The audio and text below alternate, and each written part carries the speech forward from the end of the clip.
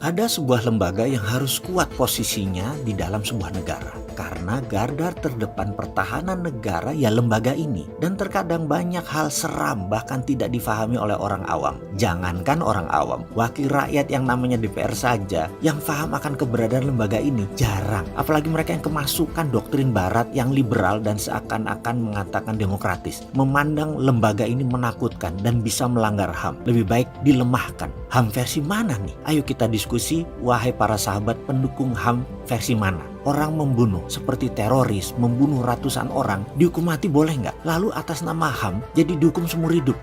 Kalian tahu nggak berapa biayanya ongkos ngurusi seorang pembunuh bajingan seperti itu? Murah? Ya enggak lah, mahal. Amrozi, Imam Samudra dan lain sebagainya waktu sebelum dieksekusi, negara itu membuang uang 6 miliar hanya untuk ngurusi mereka. Lalu ada yang memuja HAM ala barat dan banyak lagi akademisi kaum humanis ala barat meminta Indonesia menegakkan HAM ala barat. Barat yang mana bos? Amerika gitu. Ini fakta. Di penjara Guantanamo banyak orang ditahan tanpa disidang, tahunan malah ditahannya atas nama Patriot Act. Bisa dilakukan. HAM mana seperti itu? Di Amerika NSA, National Security Agency atau NSC, National Security Council, bisa melakukan banyak hal yang jauh lebih kejam dari HAM manapun. Menahan, menangkap, merekam, menginterogasi dan bisa tanpa court approve. Terus di mana HAM-nya? Malah Indonesia saat ini lembek banget, terlalu lemah terhadap kejahatan kelas kakap atau extraordinary crime. Tapi hebatnya lagi, Indonesia bisa mengkriminalisasi apapun. Kalau sahabat adalah bagian dari justice fighter atau defense army,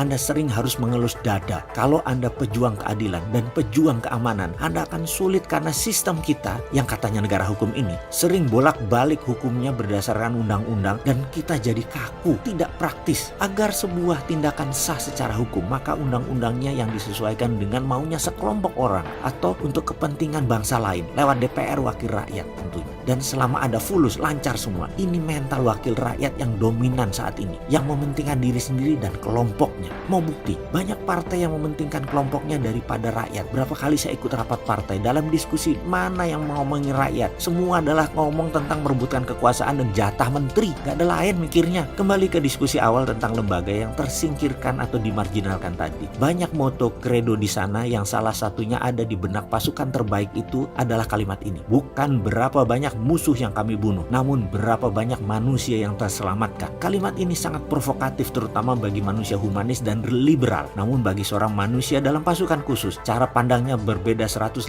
derajat dari kaum liberal humanis. Seperti dalam moto barusan, banyak yang tidak suka dengan doktrin perang, doktrin survival yang ada kata membunuh sesama makhluk Tuhan. Kejam? Ya benar. Oke, saya beri sebuah fakta. Kalau Anda memimpin 1,4 miliar penduduk, bangsa Anda ingin bangsa itu 100 tahun lagi ada. 500 tahun lagi negara Anda itu tetap ada. Bangsa Anda utuh. Kalau mau tahu bangsa itu dalam kurung bangsa Cina gitu ya. Kalau Anda pemimpin sebuah bangsa yang penduduknya berjumlah 370 jutaan kira-kira. Dan 200 tahun lagi bangsa itu mungkin menjadi 1 miliar penduduknya. Anda ingin bangsa tersebut tetap besar, tetap survive, tetap mengontrol dunia. Dalam kurung bacanya Amerika ya. Sejarah mencatat sejak ratusan tahun bangsa Eropa menaklukkan dunia baru tujuannya untuk survival kelangsungan bangsanya sendiri. Jadi sekarang ini semua adalah sebuah tindakan mengatasnamakan demi dalam tanda petik survival of a nation. Demi mempertahankan hajat hidup bangsa dan negaranya. Coba kita lihat fakta 70%, 80% perang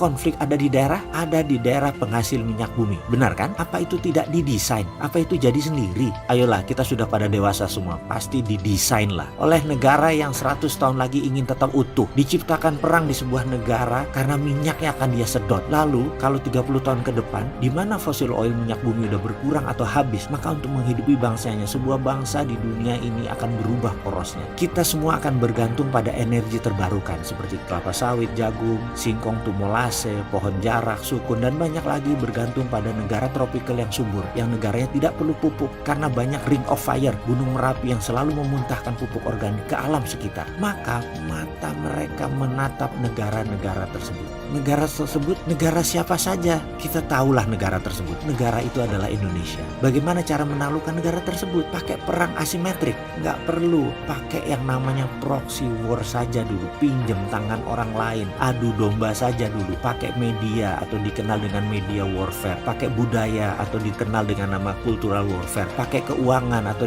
namanya currency warfare. Pakai media warfare. Dan pakai demo. Dan banyak lagi sudah dilakukan dan akan dilakukan. Hati-hati. Saran saya adalah gunakan lembaga yang saya sebut di awal video ini sebagai solusinya.